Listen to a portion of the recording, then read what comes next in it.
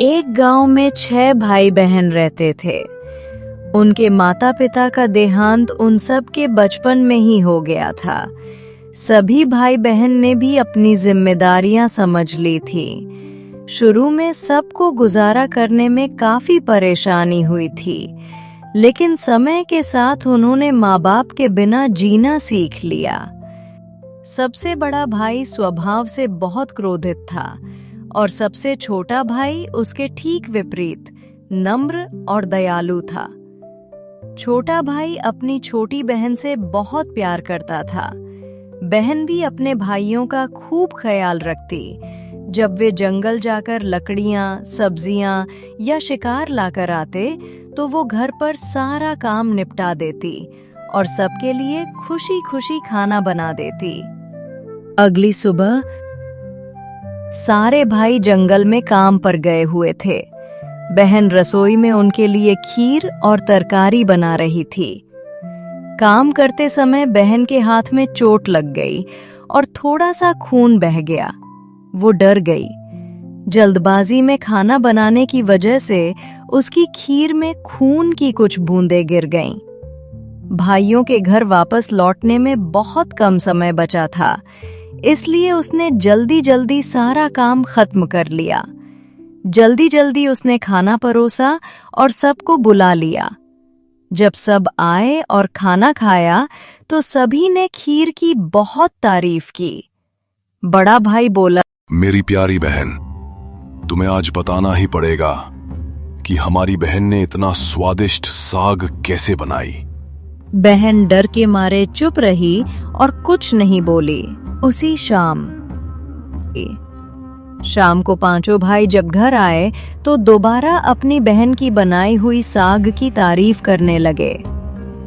मेरी प्यारी बहन, तुम्हें आज बताना ही पड़ेगा कि हमारी बहन ने इतना स्वादिष्ट साग कैसे बनाई।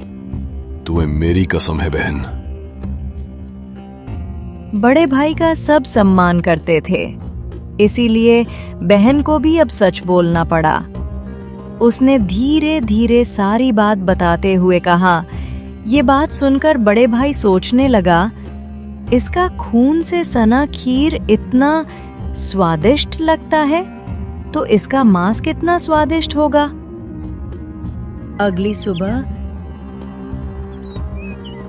सारे भाई जंगल में काम पर गए हुए थे। उसके बाद बड़ा भाई सभी भाइयों से कहने लगा,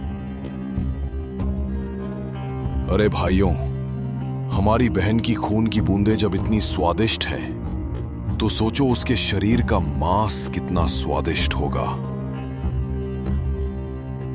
सभी भाई अपने बड़े भाई की बातों से सहमत होते हैं, लेकिन छोटे भाई इस बात का विरोध करते हुए कहते हैं, अपनी छोटी लाडली बहन को काट कर खाने की बात कर रहे हैं। आप लोगों को शर्म नहीं आती भैया? अरे छोटे, तुझे कितनी बार कहा है, जब दो बड़े आपस में बात कर रहे होते हैं तो छोटे का बोलने नहीं चाहिए। इस तरह छोटे भाई जब विरोध करता है तो बड़े भाई उसे डांट डपट कर कर चुप करा देते हैं। अगली सुबह सारे भाई जंगल में काम पर जा रहे थे। बड़े भाई ने बहन से कहा, मेरी प्यारी बहन, आज तुम हमारे साथ चलो। हम जंगल के एक सुंदर बाग में जा रहे हैं जहां तरह तरह के फूल हैं। बहन खुश होकर तैयार हो गई। भाई बहन जंगल के लिए रवाना हुए। चलते चलते वे एक जंगल में रुक गए। बहन ने कहा, भैया, कहाँ है बाग? बड़े भाई का आदेश पाकर सभी भाई मिलजुल कर बहन को बांधने लगे। बहन को कुछ समझ नहीं आ रहा था। तभी उसके छोटे भाई बड़े भाई से कहते हैं, आप बहन को मत मारो। ये आप क्या कह रहे हैं भैया? तब छोटे भाई ने बहन को सारी बात बताई। ये सुनकर बहन के पैरों तले जमीन खिसक गई। अपने सभी भाइयों को हत्यारे के रूप में देखकर बहन का हृदय हाहाकार करने लगा।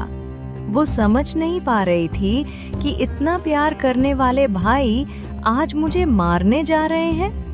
वो ईश्वर को याद करते हुए बोली, भगवान अब तुम ही मेरे सहारा हो। मेरे भाई मेरी हत्या करना चाहते हैं। बड़े भाई ने सबको बारी बारी से उस पर तीर से प्रहार करने का आदेश दिया। बड़ा भाई सबसे पहले हाथों में धनुष लेकर जब अपनी बहन पर प्रहार करने को हुआ, तब बहन भाई के सामने हाथ जोड़कर कहने लगी, मारो प्यारे बड़े भैया, मुझे जल्दी तीर मारो। बड़े भाई ने कठोरता दिखाते हुए तीर चलाया, पर उसका निशाना चूक गया और वो दूर जा गिरा।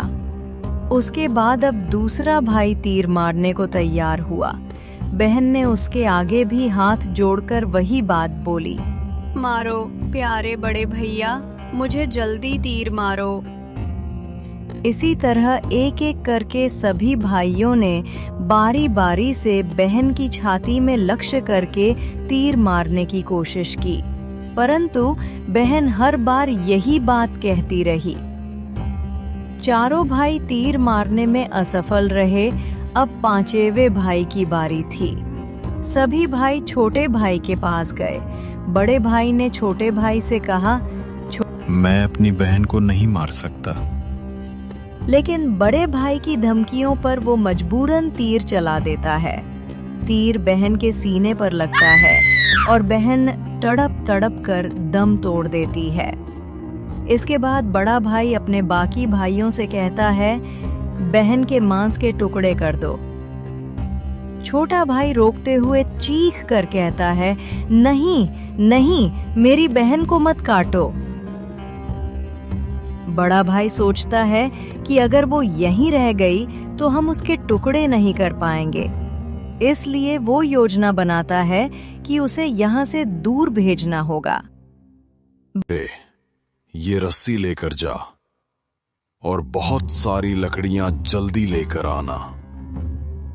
अगर लकड़ियां नहीं ला पाया तो तुझे भी मार कर पकाकर खा जाएंगे। छोटा भाई मजबूरी में सिर झुकाकर जंगल की ओर बढ़ता है। जंगल में बहुत सारी लकड़ियां इकट्ठा करने में बहुत देर हो जाती है और लौटने में भी देर हो जाती है। भारी भारी लकड़ियां लेकर जब वो घर लौटता है तो देखता है कि बाकी सब भाई उसकी बहन के मांस को पका रहे होते हैं। सिर झुकाए वो अपनी लकड़ियां वहीं रखकर वहां से चल देता है। कुछ समय बाद उसके सारे भाई बहन के मांस को खाने के लिए बैठ जाते हैं। छोटा भाई बहन के मांस को खाने से इनकार कर देता है। वो उस पेड़ के पास जाकर बैठ जाता है, वही जगह जहां उसकी बहन को बांधा गया था। जब सब भाई मांस खा लेते हैं तो बड़ा भाई छोटे भाई से कहता है, जाओ, ये सारा झूठ अब तुम साफ कर दो। छोटा भाई अपनी बहन की कुछ हड्डियों को इकट्ठा करता है और एक गड्ढा खोदकर उन्हें दफन कर देता है। वो घड़ी दर घड़ी अपनी बहन को याद करता है। बाकी भाई अपनी जिंदगी में आगे बढ़ जाते हैं। समय के साथ जहां छोटे भाई ने बहन की हड्डियां दफन की थीं, वहां एक खूबसूरत बांस का पेड़ उगाता है। एक दिन एक भिक्षा मांगने वाला साधु उस झाड़ के पास से गुजरता है। वह एक बांस तोड़कर उससे बांसुरी बनाता है और बांसुरी बजाते हुए गांव से भिक्षा मांगने निकलता है। जब वो एक दिन बड़े भाई के घर गया तो बांसुरी से उसकी बहन की आवाज आने लगी, यही है दुश्मन सबसे बड़ा, ना बजारी तू बांसुरी। बड़ा भाई घबरा गया और अपनी पत्नी से कहा, जल्दी इसे भेजो। साधु महाराज वहां से चले जाते हैं। इसी तरह जब वो दूसरे बड़े भाई के घर गया, वहां भी बांसुरी से वही आवाज आई और यही है दुश्मन सबसे बड़ा, ना बजारी तू बांसुरी। और उसका पसीना छूट गया। उसने भी अपनी पत्नी से साधु को भगा देने को कहा। साधु महाराज वहां से भी चले जाते हैं। तीसरे और चौथे भाई के साथ भी यही हुआ। जैसे ही साधु उनके घर कदम रखता, बांसुरी अपने आप बोल पड़ती। यही है दुश्मन सबसे बड़ा, ना बजारी तू बास।